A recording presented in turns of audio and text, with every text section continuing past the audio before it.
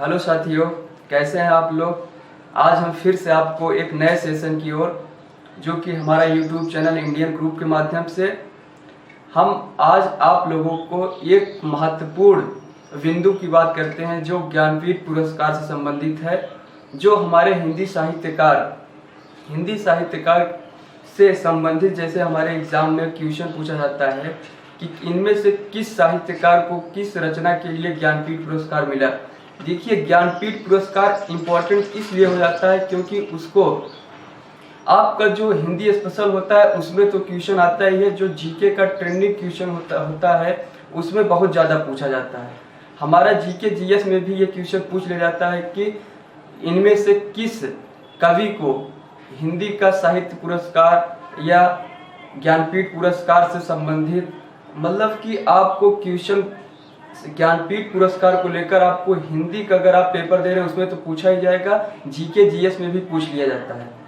जैसे देखिए, हिंदी का प्रथम ज्ञानपीठ पुरस्कार किसे मिला। हिंदी का प्रथम ज्ञानपीठ पुरस्कार सुमित्रा नंदन पंत को मिला, जो कि 1968 में मिला था। उनकी पहली रचना चितंबरा के लिए उनको दिया गया था। तो आपको यहाँ पे ये चीजें समझनी है कि हमारे हिंदी साहित्यकार कुल कितने ऐसे हैं जिनको ज्ञानपीठ पुरस्कार अभी लेटेस्ट और जो काफी बार एग्जाम में पूछा गया उन्हें कितने बार मिला है। तो इसके लिए एक जीके की आसान सी ट्रिक हम आप लोगों के सामने लेके आए हैं। आप उस ट्रिक को अगर एक बार पढ़ लेंगे, यदि आप उसको पूरी तरीके से एक बार पढ़ लेंगे, 5 या 7 मिनट का वीडियो है, आप उसको कभी नहीं छोड़ेंगे। जैसे देखिए, सुराम न निर्मल अमर श्री कुंवर के कृष्ण, ये आपका ट्रिक है। सुराम न निर्मल अमर श्री कुंवर के कृष्ण। सु से हो गया सुमित्रा नंदन पंत, रा से हो गया रामधारी सिंह दिनकर, आ से हो गया अज्ञेय, मा से हो गया महादेवी वर्मा, न से हो गया नरेश मेहता, निर्मल आपका है ही निर्मल वर्मा, अमर से आपका अमरकांत हो गया, अमर श्री से श्रीलाल शुक्ला हो गए, कुंवर से कुंवर नारायण हो गए, कुंवर के से केदारनाथ सिंह हो गए, कुंवर के कृष्ण, के से केदारनाथ सिंह हो गए, कृष्ण से हो गए कृष्णा शोभती, जिन्हें हाल ही में 2017 में हिंदी में उत्कृष्ट योगदान के लिए मिला था। तो ये आपका ट्रिक हो गया। आइए हम ये ट्रिक आपको बना के समझा देते हैं। देखिए, सु राम न निर्मल अमर श्री कुंवर के कृष्ण। आपको सिर्फ इतना याद करना है, सु राम न निर्मल अमर श्री कुंवर के कृष्ण। आपकी टॉपिक क्या है, टॉपिक स्ट्रक्चर क्या है, ज्ञानपीठ पुरस्कार से सम्मानित जो भी साहित्यकार हैं आप लिख लीजिए ऊपर, ज्ञानपीठ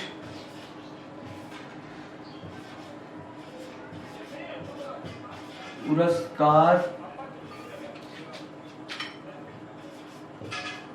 से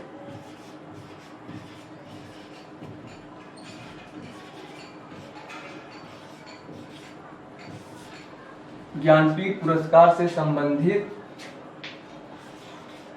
कवि। देखिए, ज्ञानपीठ पुरस्कार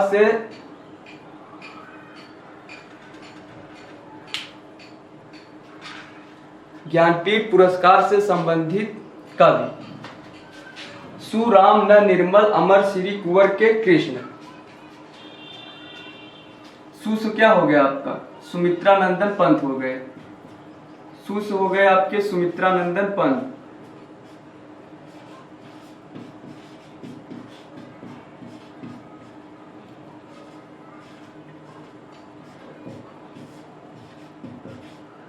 सु से हो गए सुमित्रा नंदन पंत, और सु से सुमित्रा नंदन पंत हो गए। रा से हो गए आपके रामधारी सिंह दिनकर, रामधारी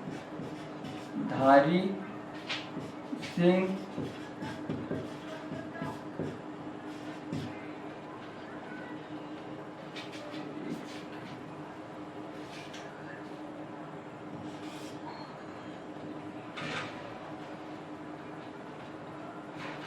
ज्ञानपीठ पुरस्कार से संबंधित जो कवि है आपका आसान सा ट्रिक है, सु राम न निर्मल अमर श्री कुंवर के कृष्ण।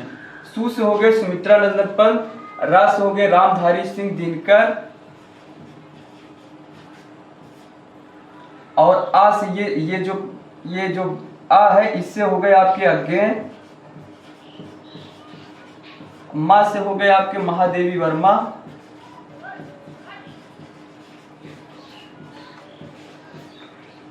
ना से हो गए आपके नरेश मेहता,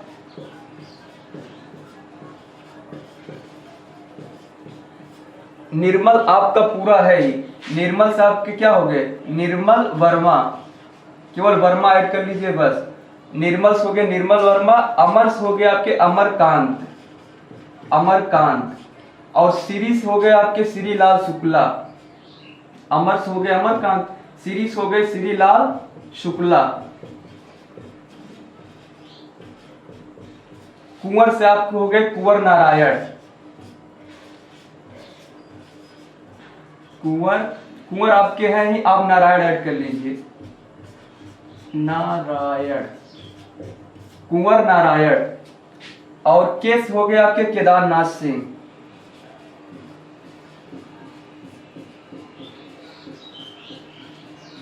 केस हो गए केदारनाथ सिंह। कृष्ण से हो गए कृष्णा शोभती, कृष्ण से क्या हो गए कृष्णा शोभती। अब देखिए आपका जो पहला टॉपिक स्ट्रक्चर क्वेश्चन है आपने ऐसे कंप्लीट कर लिया कि देखिए ज्ञानपीठ पुरस्कार से संबंधित कवि, आपके जो भी ज्ञानपीठ पुरस्कार से संबंधित साहित्यकार हैं नाम पूछ लिया जाता है कि इनमें से ऐसे कौन से साहित्यकार हैं जिन्हें हिंदी में ज्ञानपीठ पुरस्कार अभी तक नहीं प्राप्त हुआ है। 4 ऑप्शन दे देता है। अगर आपको पूरे कवि का नाम याद है तो आप तुरंत पकड़ लेंगे कि किनको ज्ञानपीठ पुरस्कार मिला है किनको नहीं मिला है। तो आपने नाम याद कर लिया, सु राम न निर्मल अमर श्री कुंवर के कृष्ण।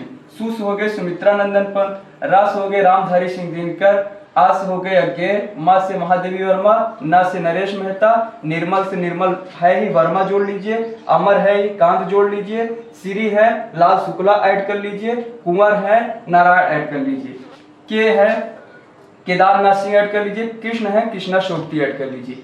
ये हो गए आपके ज्ञानपीठ पुरस्कार प्राप्त करने वाले साहित्यकार, हिंदी के साहित्यकार। अब देखिए क्वेश्चन फिर एक कदम आगे निकल के पूछता है कि सुमित्रा नंदन पंत को हिंदी का ज्ञानपीठ पुरस्कार कब दिया गया।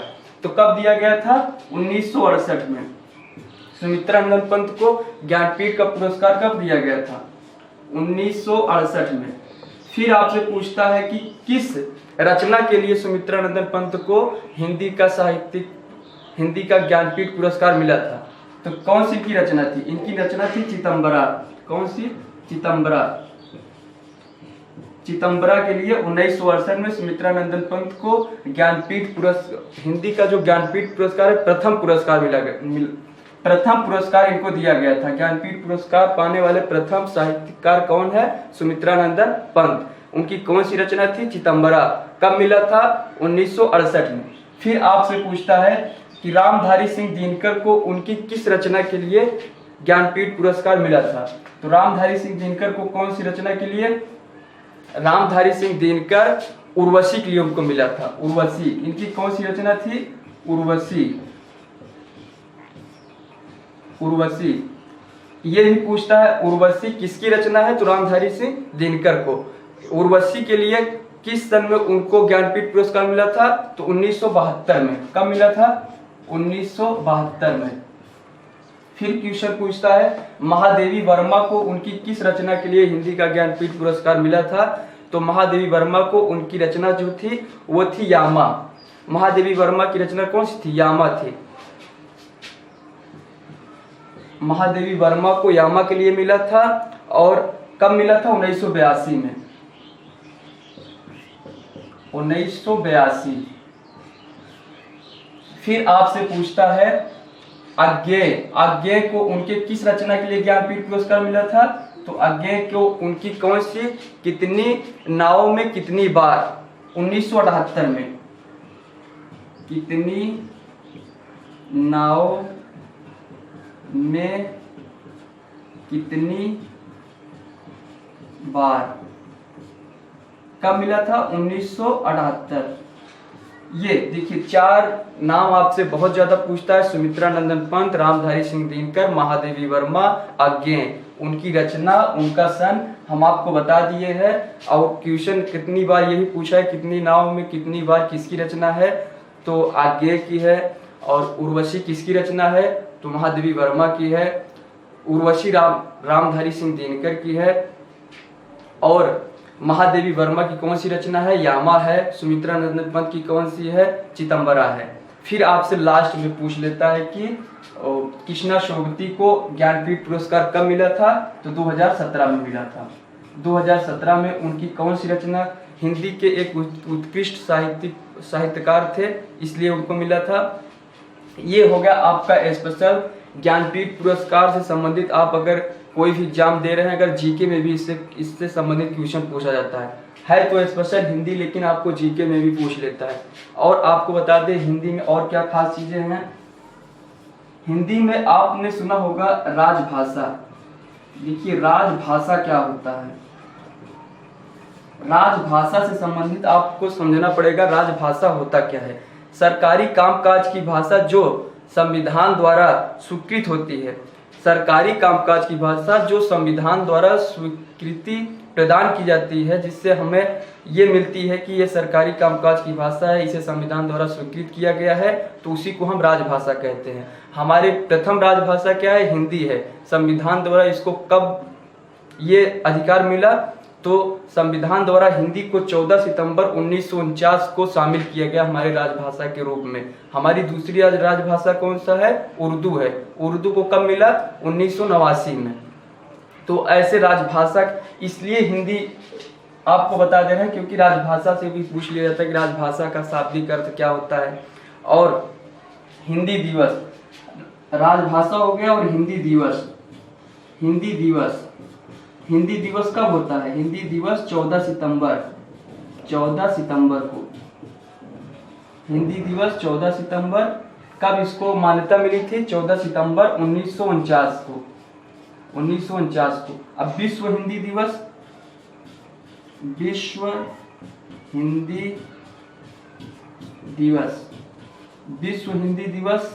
10 जनवरी। विश्व हिंदी दिवस 10 जनवरी। देखिए विश्व हिंदी दिवस कब होता है? 10 जनवरी को होता है। 11वां विश्व हिंदी दिवस का जो सम्मेलन हुआ था अभी हाल ही में मॉरिशस में हुआ था 2018 में। 11वां विश्व हिंदी सम्मेलन कब हुआ था? 11वां विश्व हिंदी सम्मेलन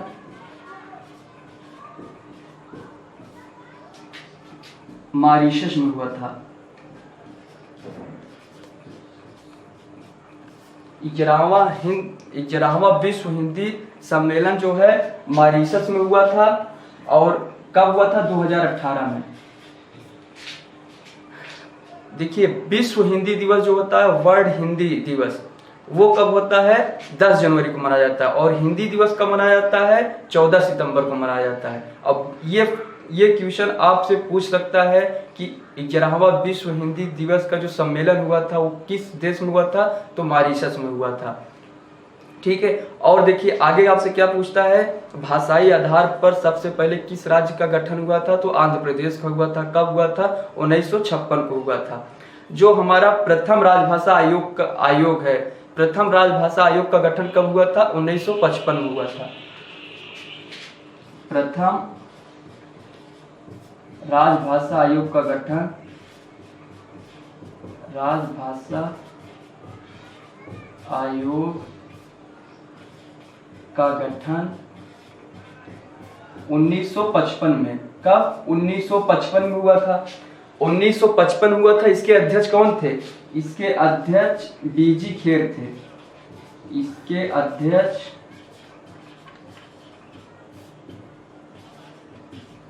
बीजी खेर। इसके अध्यक्ष कौन थे? बीजी खेर थे। इसके जो प्रथम राजभाषा आयोग का गठन हुआ था 1955 हुआ था। इसके अध्यक्ष जो थे वो बीजी खेर थे। और भी जो इम्पोर्टेंट क्वेश्चन है वो हम आपको बताते रहेंगे। आप हमारे YouTube चैनल को एक बार शेयर कर दीजिएगा, सब्सक्राइब कर लीजिएगा। Thank you very much.